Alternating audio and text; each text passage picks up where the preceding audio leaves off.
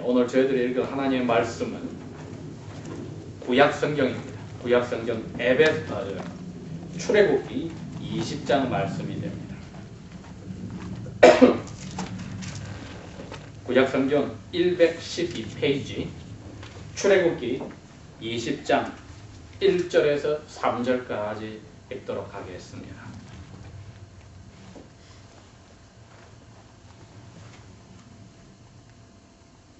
하나님이 이 모든 말씀으로 일러 가라사대 나는 너를 애굽 땅 종되었던 집에서 인도하여 낸 너의 하나님 여호와로라. 너는 나 외에는 다른 신들을 내게 있게 말지니라. 신명기 5장 가면은 똑같은 말씀이 다시 한번 나오는데 270페이지 신명기 5장 269페이지 제가 6절부터 읽어보겠습니다. 6절 7절 말씀입니다. 나는 너를 애굽 땅에서 종되었던 집에서 인도하여 낸 너희 하나님 여호와로라. 나 외에는 위하는 신들을 내게 있게 말지니라.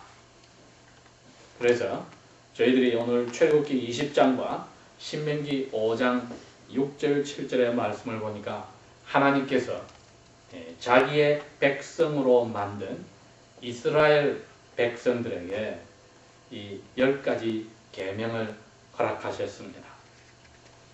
무엇보다도 출애굽기 20장이나 신명기 5장의 첫 부분에 나오는 나는 너를 애굽 땅에서 종되었던 집에서 즉 노예로 살던 나라에서 인도하여 낸 너희 하나님 여호와라는 이 말씀을 한번 생각을 먼저 해봐야 됩니다.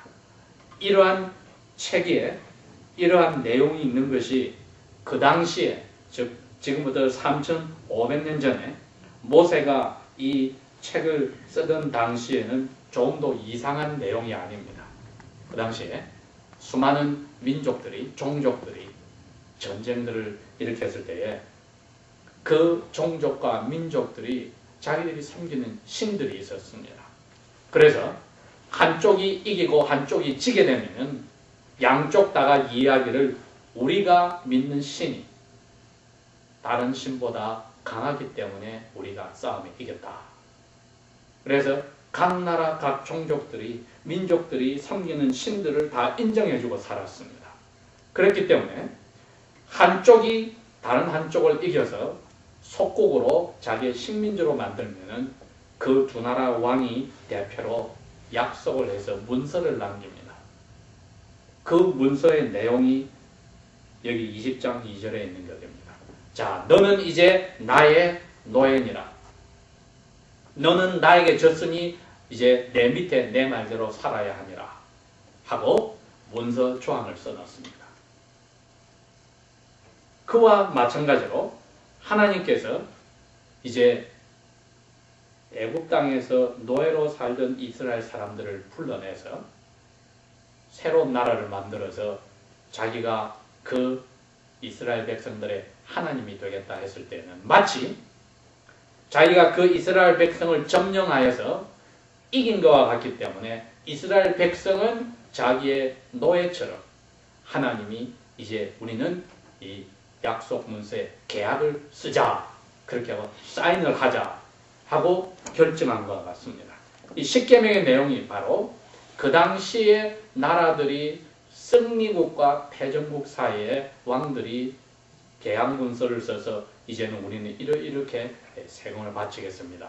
이렇게 살겠습니다. 약속 문서처럼 쓰여진 것이 십계명에서도 마찬가지로 하나님이 자기의 백성을 자기의 노예처럼 생각해서 하나님과 백성 사이에 계약 문서를 쓴 것과 같기 때문에 2절에 너를 애굽 땅 종되었던 집 노예되었던 집에서 인도하여 냈다 하는 것은 내가 너희들을 건져낸 주인이다.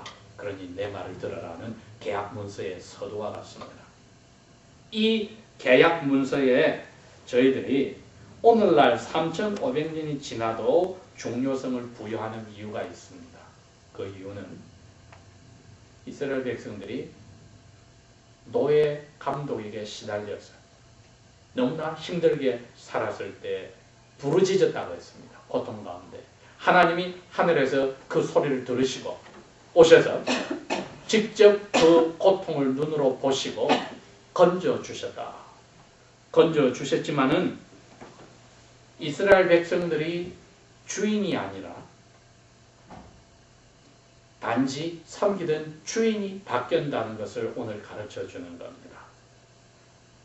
애굽 땅이다 하면 이스라엘 백성에게는 우리는 노예를 살았던 나라이다. 노예되었던 집에서라 말은 바로 애굽 땅에서 우리의 생활은 노예였다는 것을 기억시켜 준 겁니다. 하나님이. 막 해방이 되어서 빠져나왔을 때 초기가 출애굽기 2장의 말씀이라면 40년 동안 광야 생활을 끝나고 모세가 이제 이스라엘 백성을 하나님 앞에 남기고 자기는 이 세상을 떠나기 전에 40년 후에 다시 한번 40년 전에 이 계약 문서를 회복시켜서 기억시켜 주는 것이 신명기 5장의 말씀입니다.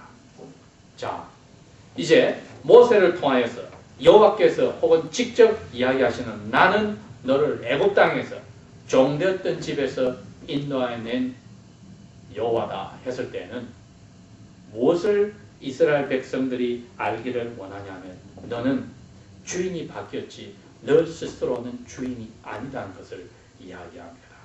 그렇기 때문에 1계명에 너는 나 외에는 다른 신들을 두지 말아라 하고 이야기를 했습니다. 즉 내가 너희를 건져내서 애굽의 신들보다도 위대한 신이고 두 번째는 너희들이 애굽에게서 풀려났다고 해서 너희 스스로가 주인이 되는 너희 스스로를 신으로 섬기는 일도 하지 말아라. 자기 자신을 신으로 섬기는 것이나 다른 자기보다 강한 것을 섬기는 그 양쪽의 우상 숭배 죄에서 벗어나기를 원하는 겁니다.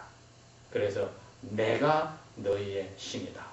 여호와 하나님이다. 너희들 이스라엘의 하나님은 나 여호와다고 못을 박아놓았습니다. 우리에게 이것이 왜 중요하냐면 이스라엘 사람들의 모습을 볼 때 이해가 됩니다. 근 230년 동안을 즉 조상 6대에서 8대까지 노예 생활을 한 사람들은 노예 근성을 벗어나기가 힘듭니다. 노예 근성은 자기 스스로가 결정을 내리지 못하고 어려운 일도 다른 사람을 의지하고 잘 되는 일도 다른 사람을 의지하여서 자기 스스로가 결정을 내릴 줄을 모르게 됩니다. 노예 근성은 특별히 어려운 일을 당할 때에 모든 사람들을 자기를 뺀 나머지를 탓하게 되어 있습니다. 그러니 이스라엘 백성이 230년이라는 세월 동안에 노예로 살았다는 것을 하나님이 아시고 이제는 불쌍히 여겨서 자기 조상 아브라함에게 430년 전에 약속했던 대로 건져주실 때에 그대로 그 백성을 200만이나 되는 백성을 건너려서 애굽 땅에서 이스라엘의 약속한 가나안 땅으로 데려가면 노예 근성을 그대로 가지고서 분명히 그 근방에 먼저 뿌리를 내린 가나안 7족속들이 섬기는 신을 따라가서 노예로 다시 살게 되는 건 정확하게 여호와께서 알고 계십니다. 그러니 여호와께서 이스라엘 백성들에게 40년이라는 세월을 통해서 노예 근성에서 빠져나올 수 있는 다음 세대가 자라나서 어른이 될 때까지를 기다렸습니다.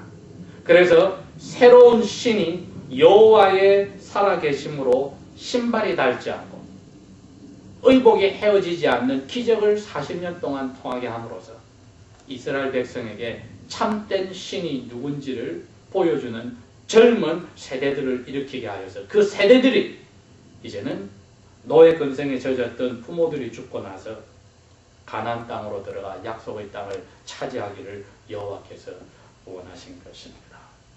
우리하고 그게 무슨 상관이 있느냐? 아주 중요하게 상관이 있습니다. 우리 자신도 우리의 삶 속에서 우리보다도 힘있고 능력있고 뛰어난 사람들을 의지하려는 습관을 가지고 있었습니다. 우리가 예수를 만나기 전에는 더욱더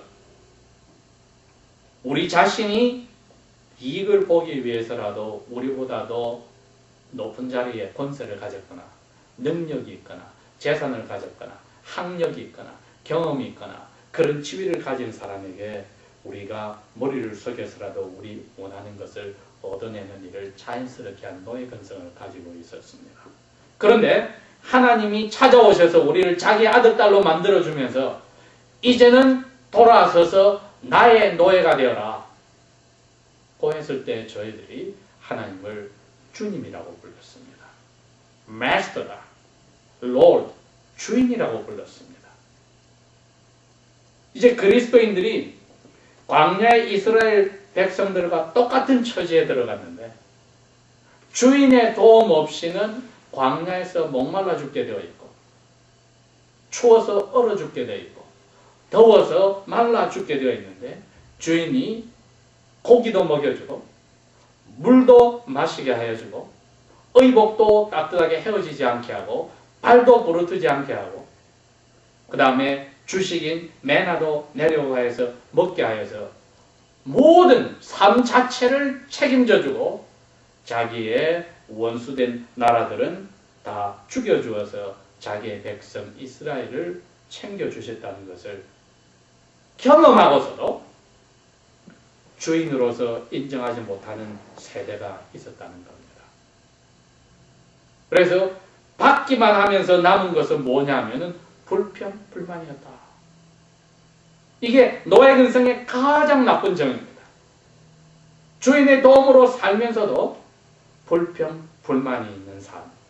이게 그리스도인들에게도 적용이 되는 겁니다.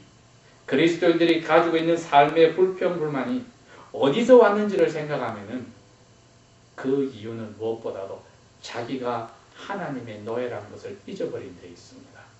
애굽 땅에서의 노예 생활과 하나님의 노예로서 사는 생활을 비교하면 자유 하나만 보더라도 감히 비교가 안 되는데 당연한 것처럼 자유를 누리면서 하나님 직접 그분에게 불평과 불만을 터뜨렸다. 그리스도인들이 예수 그리스도를 주님이라고 부르면서도 하나님의 은혜로 만들어질 뿐 아니라 이 순간까지 숨쉬고 살고 있으면서도 불평, 불만이 있다는 것은 하나님을 주인으로 인정하지 않고 내가 스스로의 주인으로 돌아갔기 때문입니다. 애굽 땅에서 노예에서 하나님의 노예로 만들었지 자기 자신의 노예로 만들지는 않았는데 이스라엘은 자기 자신을 주인으로 섬기는 자리에 들어가서 자기 입장에서 주인이신 여호와께 불평, 불만을 자기의 의무인 양, 특권인 양, 권리인 양 부르짖었기에 여호와께서 그 세대를 쓸어버린 것입니다. 고린도전서 10장에 가면 그 사건이 나옵니다. 광야의 너희 조상들에게 모세를 통하여서 홍해 바다를 지나면서 다 세례를 받은 언약의 백성들에게 필요하면은 따라오는 그 반석이신 그리스도를 통하여 물까지 허락하고 광야에서 모든 것을 먹여 살려 마시게 하여 해결하신 그분이 너희들이 다른 신을 섬기는 자기 자신을 주인으로 만들고 여호와 대신에 다른 신을 섬기고 불평 불만하고 타민족의 여인들과 합하여 놀아났을 때에 그 자리에서 죽여버렸다는 사실을 기억하라. 오늘 저희들이 출애굽기 20장의 말씀을 생각하면서 내가 과연 여호와를 주인으로 섬기는가 아니면 그 다른 무엇을 주인으로 섬기는가 한번 물어봐야 합니다. 이게 제목입니다. 누가 나의 주인인가? 이스라엘 백성은 결국은 애굽 사람을 주인으로 섬기다가 자기 자신을 주인으로 섬기는 착각에 들어갔습니다. 사람은 절대로 자기 스스로가 주인이 되도록 죄를 짓기 전부터 에덴 동산에서부터 만들어지지 않았습니다. 사람은 그 무언가를 위해서 만들어졌지 자기 스스로가 주인이 되려고 만들어진 적은 없습니다. 이 세상에서 하나님 외에는 그 누구도 독립적인 인격체가 없습니다. 천사 중에 하나였던 사탄이 지은 죄도 그겁니다. 자기가 하나님과 독립되어서 모든 것을 스스로 결정하겠다는 그 죄에, 교만죄에 빠졌기 때문에 하나님만 가능한 그 자리를 노렸기 때문에 자기 스스로가 모든 결정을 하겠다고 하는 그 독립하려는 죄에 빠졌기에 벌을 받아 악마의 대표가 된 것이 인류 역사에도 여전히 적용되는 겁니다. 여자는 남자를 위해서 만들어졌는데 마치 남자가 여자를 위해서 만들어진 것처럼 자기 남편을 끌어들이는 처음 그 아내의 죄는, 독립하려는 죄는, 먹음직스럽기도 하고 지혜롭게 할 만큼, 신이 될 만큼 아름답게 보이는 과실을 먹은 여자의 마음은 독립하겠다는 겁니다. 자기가 결정하겠다는 겁니다. 그게 6천, 7천 세월이 지난 오늘날도 마찬가지입니다. 가정이 왜 깨어집니까? 여자가 독립하겠다는 겁니다. 남편을 남편으로 인정하지 않겠다는 겁니다. 왜? 어릴 때부터 애들에게, 여자들에게 그 교육이 들어오는 겁니다. 너는 너가 결정해야 된다. 너 유익이 제일 중요하다. 결혼도 자기 중심으로 하게 되고 이혼도 자기 중심으로 하게 되고, 즉 여자가 아내 될 준비가 되지 않고 결혼하고, 결혼하여서라도 고칠 생각은 하지 않고 오히려 더욱더 그 죄된 마귀의 성품을 닮아가는 독립심을 자라나갈 때는 그 사람에게는 하나님의 영광 돌리는 결혼생활은, 부부생활은 없어지는 겁니다. 이스라엘 백성들의 죄가 바로 그 자리에 들어갔습니다. 자기 중심으로 여호와를 봤을 때 불평불만에는 남은 게 없습니다. 왜? 애굽에서야 노예로 살아서 고생했지만 이제는 자유를 주어졌을 때 여호와 당신이 우리를 위해서 섬기고 살아야 합니다. 그럼 당신이 이걸 못했으니 우리는 불평불만합니다. 결론은 그겁니다. 그리스도인들이 만약에 자기가 여호와를 주님이라고 부르면서도 여호와께 이런저런 불평을 하는 것은 내가 주인이라는 것을 무의식적으로 나타내고 있는 것을 기억해야 합니다. 사도 바울도 그 사실을 예수를 믿고 나서 깨달았습니다. 그래서 이제는 내가 나를 위해서 사는 게 아니고 나를 위해서 자기 몸을 십자가에 못 박혀 죽인 하나님의 아들을 위해서 산다고 결정을 했습니다. 이 결정이 한번 내려지고 나서는 자기는 그렇게 고백합니다. 나는 이 세상에 예수 믿는 사람이든 믿지 않는 사람이든 내 민족 유대인들이 다른 민족들이 그 사람들에게 빚을 졌다. 왜? 나는 하나님 앞에 이제 노예로 살아야 되기 때문에 하나님의 말씀에 따라 누구에게든지 그 사람의 노예로 가서 그 사람을 하나님의 아들, 딸로 만드는 일에 내 인생을 바치겠다 해서 자기 주인의식을 놓아버렸습니다. 그렇기에 십계명 제1계명이 나 외에는 너 앞에 다른 신을 두지 말라고 하는 것은 3500년이 지난 오늘날에도 똑같이 적용해야 합니다. 내가 그 무엇의 주인이었다가 그 무엇을 주인으로 섬겼다가 이제 예수님을 만나서 예수님의 노예가 됐는데 아직까지 내가 주인이 되어서 예수님을 이용하고 있지는 않는가. 오늘 질문을 해보면 왜 우리에게 일어난 수많은 일들이 어긋나며 잘못되어가는 그 실마리를 찾을 수 있습니다. 내가 독립하여 주인이 되겠다고 하는 교회라는 모임에서 내 중심으로 일을 하겠다고 하는 하는 자기의 은사는 섬기는 일인데 이끌어가는 교회의 지도자의 일이라고 착각하고 설칠 때는 그 사람 인생은 신앙생활에서 피곤하게 되어 있습니다. 그렇게 되면 하나님께서 우리 개개인에게 주신 은사도 하나님이 너 이렇게 노예로서 살기 위해서 내가 그 노예 일을 충성되게 하려고 준 탤런트들이니 그렇게만 써먹으라고 했는데 그것을 자기 주인처럼 자기가 중심이 되어서 써먹을 때는 당연히 교회 안에서 분파가 나오고 싸움이 나오고 서로 인정해달라고 발버둥치는 불상사가 나오는 것은 자연스러운 일입니다. 그러니 불평불만이 안 나올 수가 없죠. 왜? 목사가 교회 대표들이 내 이야기를 안 들어준다는 거죠. 그럼 질문, 당신은 누구요? 당신 은사는 뭡니까? 당신이 안수집사요? 장로요? 목사요?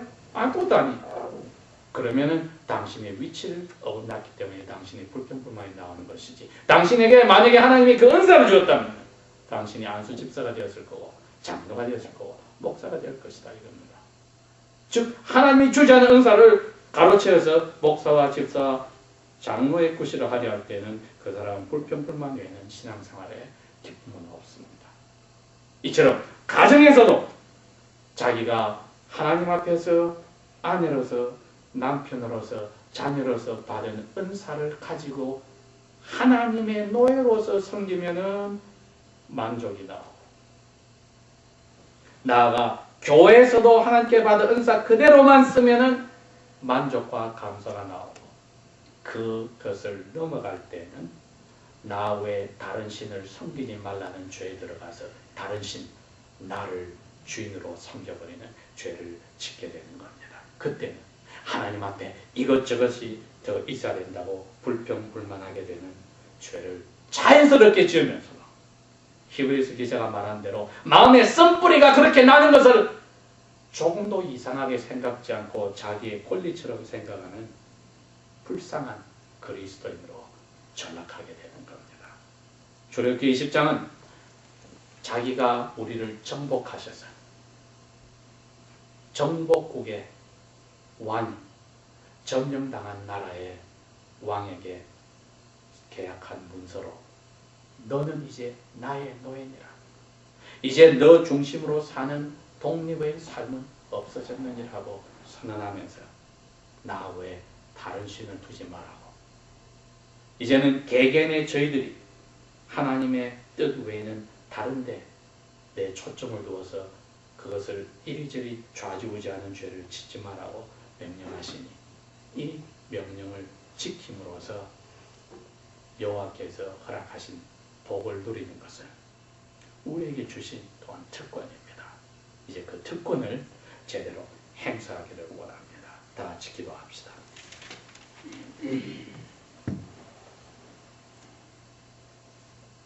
아버지 하나님, 이 말씀을 보니 참으로 저희들이 그 무엇에 노예로 살다가 혹은 나 스스로가 나를 주인으로 섬기고 살다가 우리를 점령한 아버지의 노예가 된 것을 보면서 스스로가 아버지의 노예를 인정하지 못한 삶의 방식이나 생활 철학들이 있었던 것 이제 다 털어내놓습니다.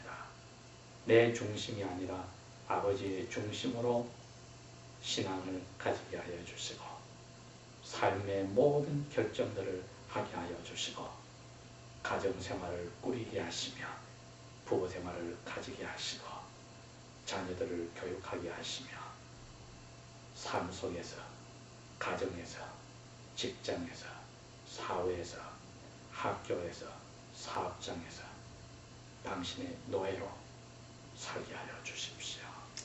성령께서 우리를 불쌍히 보셔서 우리의 부족한 점을 밝혀주실 때에 저희들이 회개하고 돌아서는 진정한 마음이 바뀌는 하나님의 자녀들이 되기를 원하니 기억하여 주시고 찬송과 감사가 쓴뿌리 난 마음에서의 불평과 불만을 뒤집을 수 있도록 은혜해 주십시오. 예수님 이름으로 감사 기도합니다. 아멘.